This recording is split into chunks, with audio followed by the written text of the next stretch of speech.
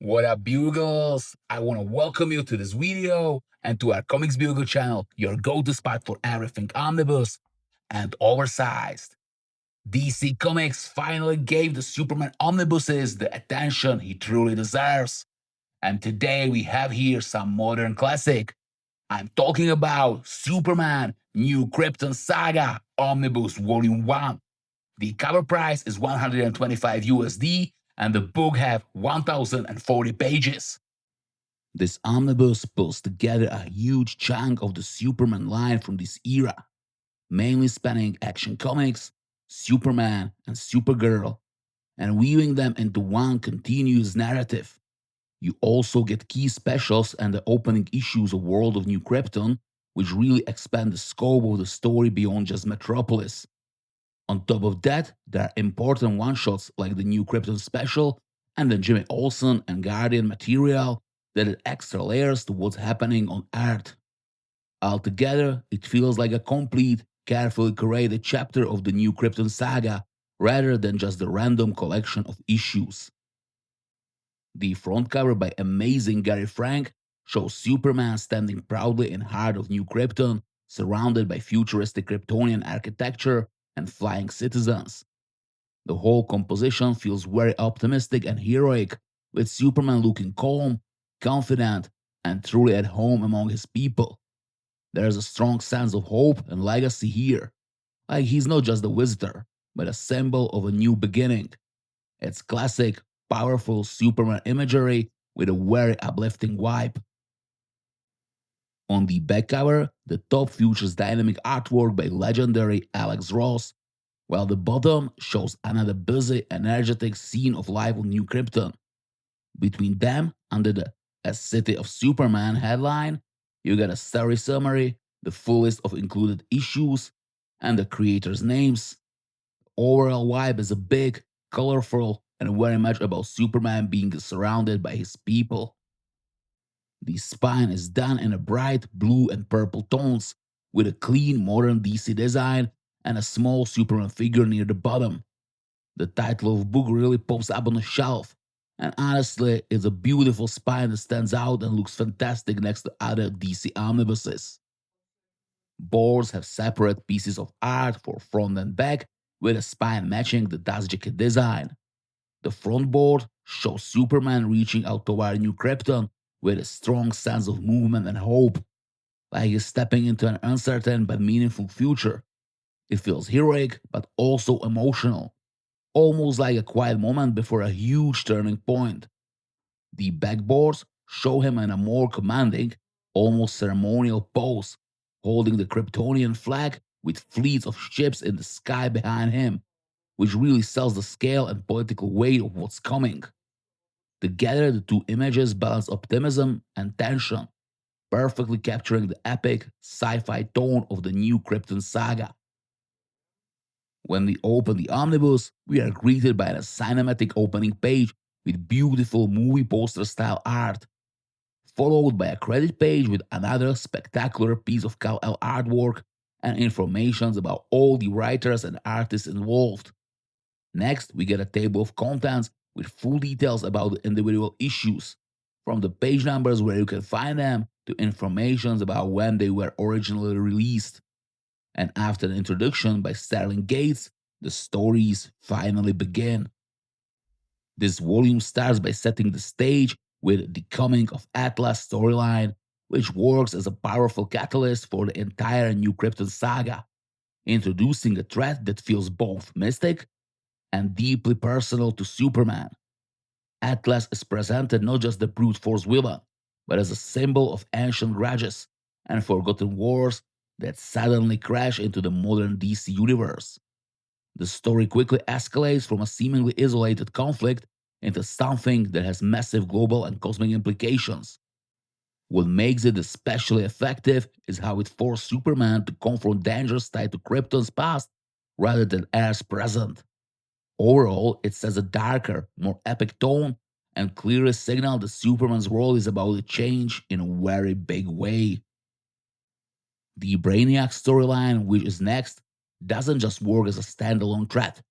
It functions as the true narrative bridge into the new Krypton saga. What's powerful here is how the story reframes Brainiac as a collector of worlds and cultures, which hit especially hard when it comes to Krypton and its lost people.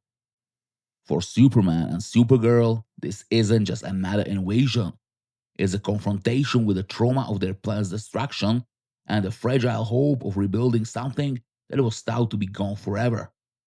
The arc lends heavily into themes of preservation versus exploitation and what it really means to save a culture, not just individual lives. It also raises uncomfortable questions about whether restoring Krypton is a blessing or the beginning of a new conflicts. Narratively, it feels like the moment when the Superman books shift from isolated adventures into a long form serialized epic. From there, the omnibus falls into the core of the new Krypton storyline, and one of the biggest strengths of this whole project is how clearly it understands that Superman's stories work best when they are not only about punching villains, but about identity, responsibility, and belonging. The central theme throughout this volume is the idea of divided loyalty. Clark Kent has spent his entire life as a human being on Earth, with human parents, human friends, and human values. But he's also the last son of Krypton, carrying the weight of entire civilization on his shoulders. New Krypton takes that internal conflict and externalizes it in a huge way, turning it into political tension, cultural clashes, and emotional strain that affects not just Superman, but Supergirl and even the humans who suddenly realize that the world is getting a lot more complicated. Supergirl's role in the saga is especially important, and I really appreciate how much attention the omnibus gave to her perspective. For Kara, Krypton isn't some abstract idea or a lost dream. It's home. It's something she actually remembers, something she lost, and something she desperately wants to reconnect with. So while Superman is constantly balancing two worlds, Kara is often pulled much more strongly toward her Kryptonian identity, and that creates a very natural emotional contrast between the two of them. Their relationship here isn't about the big dramatic fights or forced conflicts. It's about different emotional needs and different ways of processing trauma and loss. And I think that makes the whole thing feel much more rounded and human, even though the story itself is a massive cosmic science fiction. One of the most impressive things about this omnibus is how well all the different creators' voices blend together into one coherent narrative. You've got Jeff Jones, Greg Rucka, Sterling Gates, James Robinson, and even Richard Donner, director of the first two Superman movies, involved in shaping different pieces of the story. And yet, it never feels disjointed. It never feels like you're jumping between completely different interpretations of Superman. Instead, it feels like everyone is pulling in the same direction, focusing on the same emotional and thematic core, just from slightly different angles. Jeff Johns, in particular, really leans into the big mythology side of things. You can feel his love for classic Superman lore, Kryptonian culture, and long form storytelling. In his Brainiac storyline, he perfectly set up whole long arc and planted emotional seeds that pay off later, even if you don't realize it in the moment. Greg Rucka, on the other hand, brings in a more grounded political and character focused approach. His issues tends to slow things down just enough to really explore the consequences of what's happening, especially when it comes to leadership, trust, and moral gray areas. Sterling Gates does excellent work with Supergirl, giving her agency and emotional depth instead of treating her like a side character in Superman's story. And James Robinson adds this almost classic, slightly nostalgic superhero tone that reminds you why Superman, at his core, is still about hope and moral clarity, even when the situation is incredibly complex. Now, let's talk about mapping, because this is honestly one of my favorite things about this omnibus. DC absolutely nailed the reading order here. Every issue from every series and specials are all placed exactly where they need to be for the story to flow naturally. You are not jumping ahead, you are not missing emotional beats, and you are never confused about why something is happening. Each chapter builds directly on the last, even when you are switching between different series. This is exactly how even style omnibuses should be mapped, and it makes a huge difference in how immersive the reading experience is. Instead of feeling like you are reading a bunch of loosely connected tie ins, it feels like one long, carefully structured novel. One of the strongest thematic threads running through this whole volume is the idea of leadership and responsibility. Superman is constantly placed in a situation where there's no perfect answer, where every choice has consequences, and where doing the morally right thing doesn't necessarily mean doing the politically smart thing. He's not just a hero here, he's a symbol, a bridge between worlds, and sometimes even a liability in the eyes of both sides. The pressure is something the story never lets you forget, and it makes Clark feel more vulnerable and more human, even when he's dealing with the god level stakes. At the same time, the story never loses sight of the fact that Superman is fundamentally about compassion.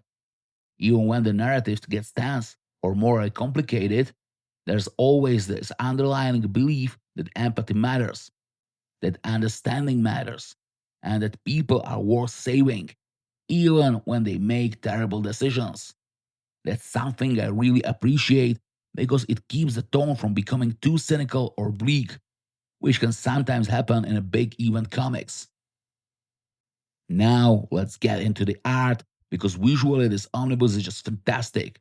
We got a wide range of artists, but overall quality is consistently high, and more importantly, the tone stays very cohesive. Gary Frank's work, when it appears, is absolutely stunning, with that classic, almost cinematic realism that he's known for. His Superman always feels powerful but approachable, heroic but human, and that balance is perfect for this kind of story. Another thing I really like is how well the artist handles scale. New Krypton is supposed to feel huge, both physically and culturally, and the art really sells that. You see massive crowds, whole cityscapes, enormous ships, and ceremonial gathering that make it clear this isn't just another alien outpost. It's a full-fledged civilization with history and pride. And that sense of scale makes Superman's personal conflicts feel even more intense because you are constantly reminded of how many lives and futures are tied to his decisions. What I love most about this omnibus, though, is how emotionally invested it makes you into the idea of Krypton itself. Krypton isn't just a lost planet or a tragic backstory here, it's a living culture with internal conflicts, traditions, and flaws. The story doesn't romanticize it as some perfect society, and it doesn't demonize it either. It treats it as a complex, which makes Superman's connection to it feels more meaningful and more painful. He's not choosing between good and evil. He's choosing between two parts of himself, and that's always going to be a powerful narrative hook. And because the story is told across so many perspectives, you really get to feel how complicated the choices is. You see Kryptonians who genuinely believe they are doing the right thing, humans who are terrified of what this new power might mean, and heroes who are caught in the middle trying to prevent everything from falling apart. That moral complexity is one of the reasons the saga has aged so well, at least in my opinion. By the time you reach the end of this volume, it feels very clear that this is just the beginning of a much larger journey, but it's a beginning that's packed with the character development, world building, and emotional stakes. It doesn't rush through its setup, and it doesn't treat its ideas as disposable. It really takes the time to build a foundation for everything that's going to come next, which makes me even more excited that we are getting the rest of the saga collected in this format. The extra section is only a bit over 20 pages, but it's packed with genuinely interesting material. The cover gallery is small, just a few pages, but it's made up for by things you don't usually get in these collections. There's an unused page from the Supergirl New Krypton special, detailed breakdowns of characters, including heroes, supporting cast and villains, and even write ups about the individual storylines. That kind of behind the scenes content is rare in these extra sections, so I was really happy to see it included here. And that's all. Superman New Krypton Saga Omnibus Volume 1 is perfect for readers who want a big, epic Superman stories which mixes politics, sci-fi, and classic heroism on a massive scale. If Superman New Krypton Saga Omnibus Volume 1 catch your attention, you can order your own copy in our eShop, comicsbugle.com, your friendly neighborhood comic book shop in Europe. Accept of great catalog of collected, deluxe, and absolute editions, epic collections and omnibuses, we guarantee you eco-friendly Hulkproof packaging, free shipping in whole EU, an option to pre-order your comic book now and pay for it later. You can also split full price to 4 separate payments because we know how expensive these books can be. So check it out, comicsbugle.com. You can find direct link below this video. And that's all. Thank you so much for watching. Don't forget to smash the like and subscribe button so you don't miss out any further videos. In our comment section, let us know what other books or topics would you like to see in our videos. And see ya, Bugles!